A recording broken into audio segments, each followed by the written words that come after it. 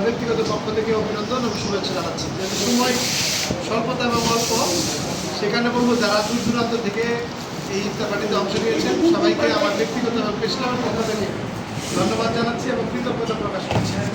আসলে আমরা আজকের ইফতার আমাদের কিন্তু ব্যতিক্রম, প্রশাসন এবং রাজনৈতিক মুক্ত কিন্তু ইফতার পার্টি। আমরা কিন্তু বরাবরই সবসময় বলে আসছি যে আমরা সব প্রশাসন এবং রাজনৈতিক মুক্ত, এবং এটাই কিন্তু আবারও প্রতিষ্ঠিত হলো যে আমরা রাজনৈতিক মুক্ত এবং আজকের যে ব্যবস্থাপনা ইফতারের টোটালি এটা আমাদের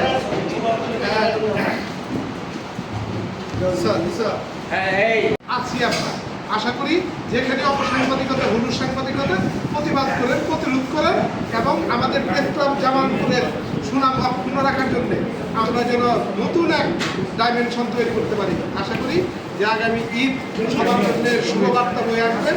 সবাইকে অগ্রিম ঈদ মুবারক। ধন্যবাদ। এখন আমাদের সহকর্মী বন্ধু যারা আছেন সবাইকে আমি ঈদের অগ্রিম শুভেচ্ছা জানাই।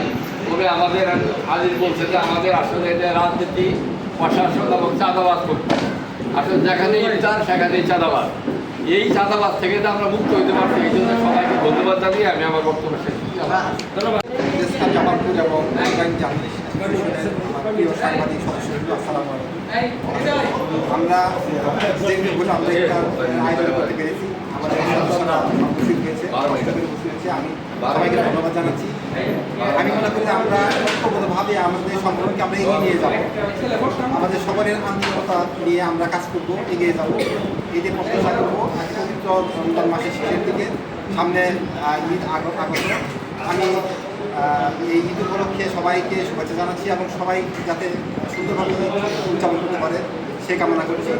এবং আল্লাহ তাআলার কাছে আমি কামনা করছি যে আমাদের সদস্য জীবন ভালো থাকুক, সুস্থ থাকুক এবং সহজীবন কামনা করছি। চাই ইনশাআল্লাহ যাতে এই বছরের হিসাবটা ভালো করে দিতে পারি। ধন্যবাদ।